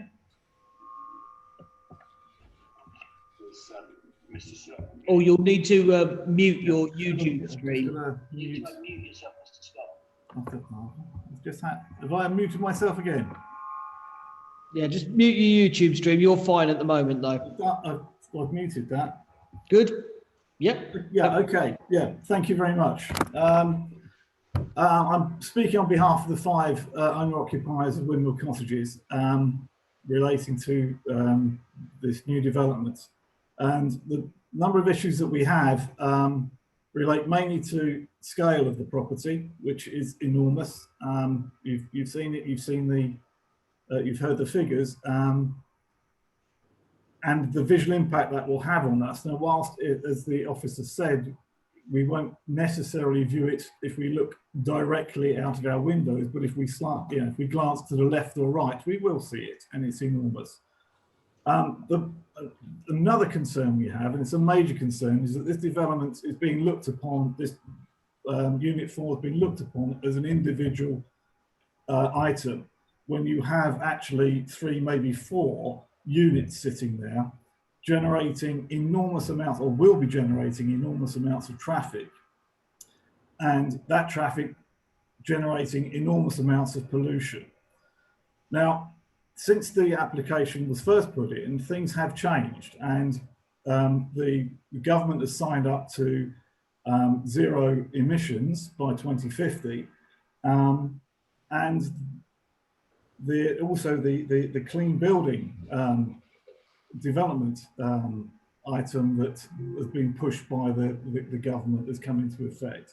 Now, I mention those because there was an issue back in February with the third runway at Heathrow being, the application being deemed illegal in the courts because of the fact it did not comply with the emissions process that we are going through, and that reduction.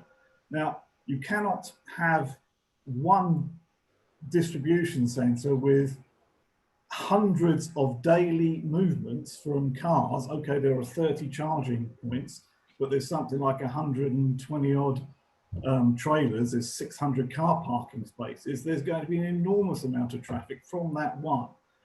I would think it would be worthwhile, given that the effects suggested that it would have on the environment were not going to change, that you look at the entire development and look at the entire volume of traffic that development is going to produce, and then decide whether the environmental impact is insignificant or not. Because I would suggest it's going to be significant. And that was the last green lung that separated Burton Latimer from Kettering. That is now gone. You've reached your 3 minutes, Mr. Scott. Can I ask you? I will leave you with these words of Joni Mitchell. They paved paradise and put up a parking lot. Think about it. Thank you very much indeed for your contributions. We're just going to pop you back in the waiting room. Thank you very much. Let's bring in Mr. Green. And we've got David Green joining us, who's the agent for the applicant.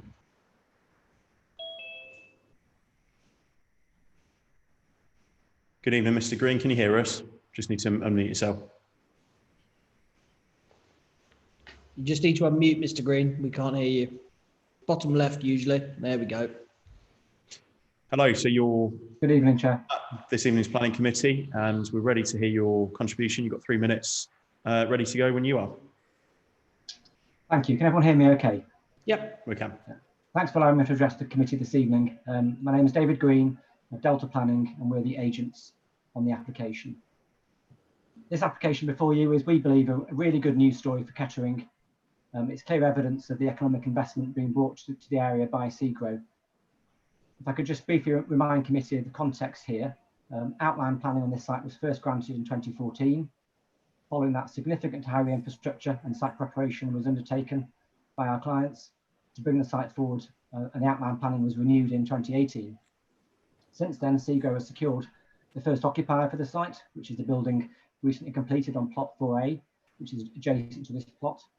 That's for Bunzl Retail and Healthcare Supplies. It's a brand new purpose-built facility on the site for their expanded business, and they'll be employing some 130 people. And that's a clear example of the economic benefits of this site and what it's bringing to the area. This application before you doesn't yet have an occupier, but it demonstrates clearly SEGRO's commitment and confidence in the market in this area to bring forward further investment to Kettering. We note the concerns raised by objectors and understand these issues raised. but these have all been considered fully before, and the planning position here is very well established and couldn't be clearer. As your officers correctly identified, the application before you is wholly compliant with the outline planning approval, and the issues raised were considered by you as a council in detail as part of the consideration of that outline planning approval in 2018 and before that in 2014. We're not saying, and we've never said, that there is no visual harm associated with the business park. It is the nature of these large warehouse facilities that they are very visible structures. But in granting outline planning permission, that visual harm was assessed in similar way you've looked at tonight and weighed up in the balance by this council alongside all the other planning factors. Notably in this case, the core strategy policies allocating the site for development and the economic priorities for the area. And these policies and priorities were considered to outweigh the visual harm caused. And that was all in the planning balance, and permission was granted at that time. There's nothing new in this reserve matters application. It's not been considered before when it comes to visual impact. And in fact, the building actually proposed is actually 2 metres lower than that, the maximum allowed for under the outline consent. So it isn't even pushing the full boundaries of what's allowed. In relation to the environmental issues, these were all addressed at front at outline planning stage. Nothing's changed, notwithstanding government announcements. And it should be noted there is no objections to this proposal from any of the statutory consultees. So there isn't a ground for objection or refusal. In terms of landscaping issues, there is landscaping on this boundary, and there's also obviously an existing arable field that will be retained and is not allocated for development. Sum up, please, Mr. Green. Thank you. As I said at the start, this is a good news story for Kettering, and we hope you'll support it in line with your officer's recommendation. Thank you for listening. Thank you for your contributions this evening. David, just going to pop you back in the waiting room. Thank you very much. Thanks, Sir David. So that concludes our speakers. So Councillor Edwards, please start the debate. Thank you. Yeah, I just wanted to go over the point that the gentleman who was objecting, is it the 5 cottages that are along there, about the planting. It's good to see actually that that they are putting trees and bushes in. But is there anything more we can do to kind of hide the development from those cottages by, I don't know, changing the shrubbery or changing the height of these trees, just to protect them a little bit more? I get about the north and the south facing and things like that, but if we can do something to appease them with the bushes and the shrubbery, is there something we can look at doing with that? As I went through in the presentation, obviously in that sort of area closest to those properties, there's a minimum 5 metre wide band of landscaping proposed. They're describing it as a thicket, so it's quite dense planting there. As the agent there himself described, obviously given the size of the development, it's going to be very difficult and unfortunately not justified in this instance for any sort of significant bunding or whatever that's been referenced to ameliorate any sort of visual impacts of the development. It is going to be noticeable, like the existing plot 4A in the sort of wider landscape, but it's about sort of mitigating it and helping it settle into that landscape, and hopefully that sort of 5 metre thick area of landscaping will help to shield the HGV vehicles and the service yards, so the harder landscaping elements, and therefore over time it will only be sort of the top half of the building that will be visible on the sort of medium sort of skyline, albeit that yes, it's unlikely to be a number of years before that grows. Thanks, Sir Richard. Councillor O'Hara, please. Thank you, Chair. I've got a number of concerns with this site. This development was supposed to be an eco park. It's kind of morphed into not an eco park. The area was obviously previously farmed, and I have a concern that we're not putting in where there's going to be a bund. They're saying that they're not going to plant it within this application.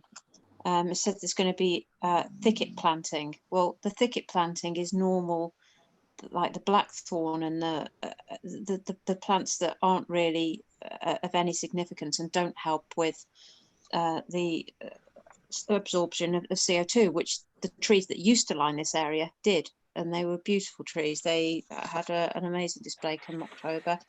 But that is a concern because it's the trees that soak up the water, and as you can see, we've got 2 attenuation ponds put onto this site, which just shows you the level of water that is going to be running off all this tarmac that's going to be on this site. I think that the developer needs to really seriously look a little bit more at what's being planted and what's suitable for the area. My other concern is the sun that comes up in this area does cause a problem on the building that's already there, and it was highlighted and referenced at planning policy for these sites coming forward, where they are building massive warehouses that impact, on the landscape, because when the sun comes up, the glare off them is horrendous and dangerous. It runs along the A14, which you will see because of the size of it. It is absolutely gigantic, for want of a better word. I think it takes up a couple of football pitches. But from the A6 side, when the sun comes up in the morning, it hits it. And when it goes down in the evening, you can't see when you turn out Burton Latimer. Now, I know they're going to do a fade on it, but I just wondered what colours they are actually going to do, and if there's going to be a bit more colour in it, given the fact there's also glass from floor to ceiling for the office space. That is also a concern. So I don't know whether they're going to do the same as they've done on the other units in Kettering, where they've put the horizontal shading on the glass, to try and deflect the sun, not only to protect the people that are in the offices, but also to protect the glare that will reflect onto the cars as you go past. The other consideration is, why are there so many electric vehicle charging bays? I know there's going to be a heck of a lot, and we don't even know who's going to go in there. So I don't understand why there's so many charging bays when they're not putting in a lot of landscaping, but they're putting in a lot of charging bays. Is that solely that they get the BREEAM category? Because that's what it seems like, because I can't see anything else in there that would help them be an eco-friendly building, other than the fact that they put 60 charging points in there, which is on page 53. On page 52, it talks about the visual impacts for the neighbouring residents.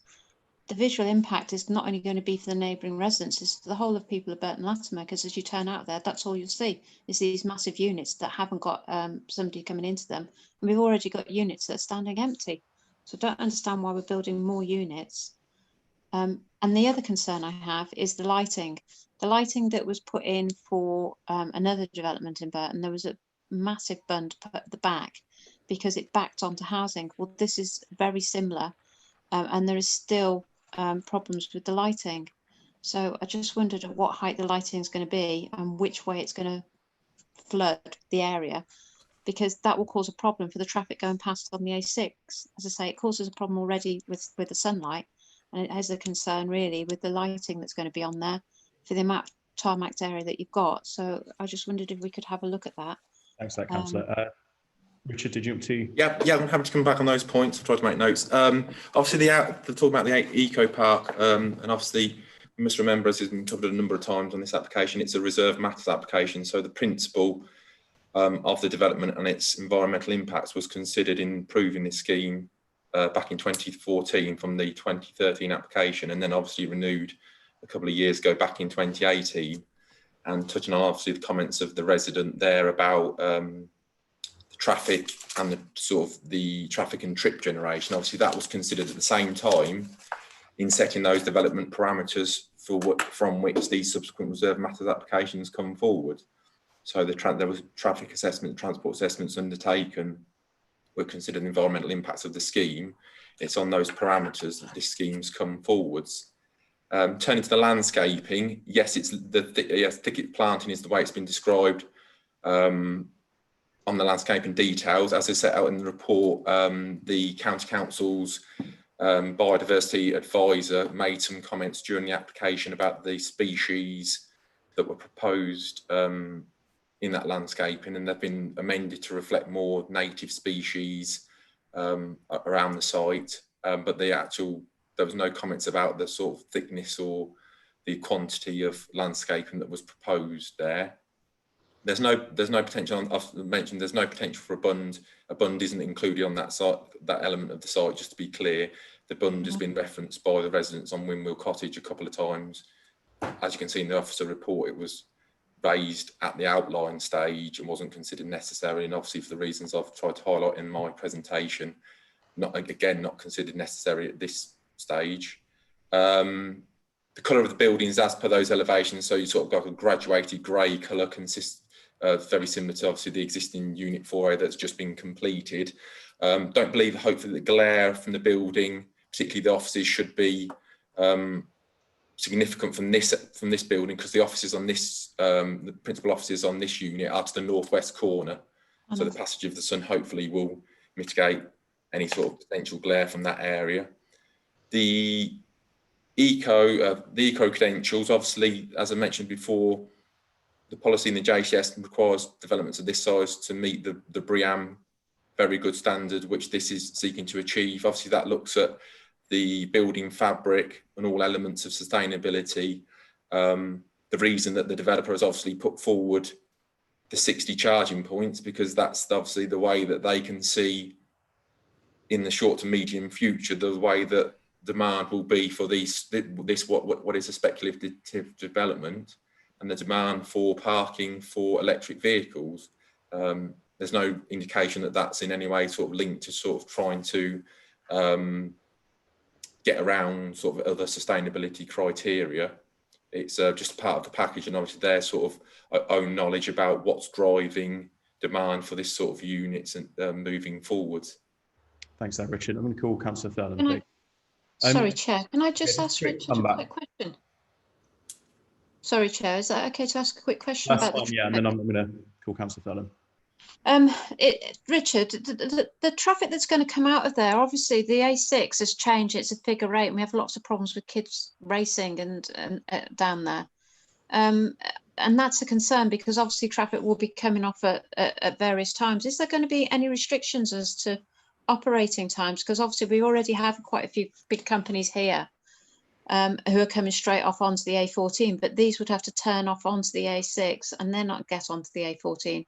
So given the amount of parking spaces, and if there's going to be shift working, I can't see how they're going to be able to get onto what is a very fast road. Is there a supposition, or am I being a bit presumptive in thinking that maybe in time to come they would have to have some kind of light system there to be able to allow the traffic to flow along there? Because at the minute there's not that many vehicles on that site, but once this comes forward and it's built, there could be. And again, you know, you've got the problems with the pollution, etc., for the vehicles that are on there, the noise, etc., from it, and so that is a concern, and I don't know whether that can be put into the conditions, Richard, for the future. Clarify. Yeah, I'm happy to. Yeah, thank you, Councillor. Yes, obviously, as I mentioned, being the reserve matters application, obviously the substantial highway work that was undertaken as a direct result of the outline approval, with the realignment of the A6 and the works to the south of Junction 10. Those works are obviously enabled those development platforms to come forward, and it's on those development platforms that the developer is now seeking reserve matters consent. The Highway Authority have been consulted on all the schemes, as is set out in this report. They haven't raised any objections to the road layout, because obviously those road layouts have been agreed with them and delivered with their agreement in the last few years, with their role clearly as the local highway authority. On the point about operation, there's no restrictions on the hours, because that's the nature of the use. It's a distribution use. It's presumed to be a 24/7 operation, and therefore, given its location, there's not a proposal to limit the hours on operation, nor would officers sort of deem it necessary. Just finally touching on a previous point that I didn't get an opportunity to cover about lighting, some concerns were raised about obviously external lighting, given the size of the development, can have a very big impact visually, but also, as it picked up in the report, on even on biodiversity elements. There's actually a condition 9 of the outline application, which means that any external lighting needs to come forward through an approval of condition application. So that hopefully covered that matter. Thanks, Richard. Councillor Thurland, please. Yeah, thank you. Sorry, before you go, Councillor Thurland, Chair, you are approaching 8 o'clock. I have noticed that, yeah, thanks. All I want to say is 2 points I was going to raise was the light and the opening hours, which you're covered, and I'm glad we've got that as a condition. And Richard, I have to say that your report was really very good with those pictures of showing where the cottages were. We don't always see that level of detail, so thank you. Thanks, Chair. Thanks, Councillor. And Councillor Titcombe, please. Thank you, Chair. Well, a couple of things. First, I'd like to ask, do we have a recommended size for a parking bay? It seems like the parking bays that I have the misfortune to pull into these days are built around the old Ford Anglia and Morris Minor. And 2 cars of one the same size as mine is quite difficult to get out. And as Councillor Edwards had some concern over trees, and in fact, Councillor O'Hara as well. To screen a building this size, 17.8 metres, we're talking 60 foot, something like that. It's 30 to 60 years down the line before any form of screening happens. So it's going to be of no benefit to the residents in the housing there.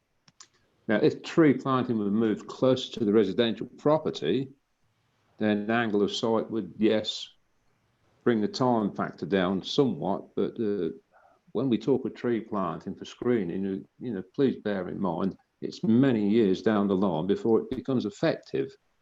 So, I mean, the right to be concerned about sticking this out, but on the plus side, it's, did I read 125 metres away, which does actually shrink it somewhat, although it's an illusion, I suppose, is the best way of describing it, that it would be a smaller building at that distance, but even so, the same size would apply to a tree. Thank you, Chair. Thanks, Councillor. We are rapidly approaching 8 o'clock, which is our cut-off. Does anyone else wish to speak for our call, Councillor O'Hara, for a final point before we move to the recommendation? Don't see any hands raised. Okay, thank you. So Councillor O'Hara to make the final point, and then we'll move to the vote. Sorry, Chair. It's just really to come back to Richard, please. I mentioned about the bund. I know you said that there wasn't going to be one, but it does mitigate the noise and it does help with the screening a little bit. You don't know what's going to happen to that other parcel of land. Who knows what's going to happen in the future? But would it be something the developers would consider to try and help with the environmental issues and help with, the concerns that residents have got in that area? Thanks, Councillor. Richard. I can't obviously speak for the developers and what they will and will not be willing to do. Obviously, clearly through this scheme, they think that they've put forward sufficient landscaping that would mitigate the visual impacts of the scheme. On the sort of noise elements, I draw attention to the outline application, which has got conditions which mean that any sort of B2 uses, so any more industrial type uses on the wider site, need their own noise assessment and need further work being done, because our environmental protection team raised that as a potential issue of noise impacts. But yes, the landscaping is as per the presentation. Officers consider it to be acceptable. But that's obviously for members to take a view. Okay, thanks for that, Richard. Okay, so I think that concludes the debate with no one else wishing to speak. And hopefully all those points were satisfied there. So we've got an officer's recommendation to approve the application before us. To a proposer and seconder for that, Councillor Rowley, Councillor Adams, thank you. And Anne, over to you for the vote. Thank you, Chair. I'll do it the same as I did before. If I read out councillors' names, and if you can indicate for, against, or not voting. Councillor Adams. For. Councillor O'Hara. It's already got outline permission, so I don't have a choice. It has to be for. Councillor West. For. Councillor Rowley. For. Councillor Edwards. For, but if we could ask them to change their shrubbery. Yes. Councillor Thurland. For. Councillor Titcombe. For. That's unanimous, Chair. Thank you. And so that application is therefore approved, but I think there were some fair points, particularly about vegetation. I think if we could speak to the applicant and just, you know, seek their goodwill with improving that, that would be hopefully a good compromise there. Okay, so that concludes our business for this evening. Thank you very much indeed, councillors, officers and members of the public watching on YouTube. And I wish everyone good evening. And look at that, 8 o'clock on the dot.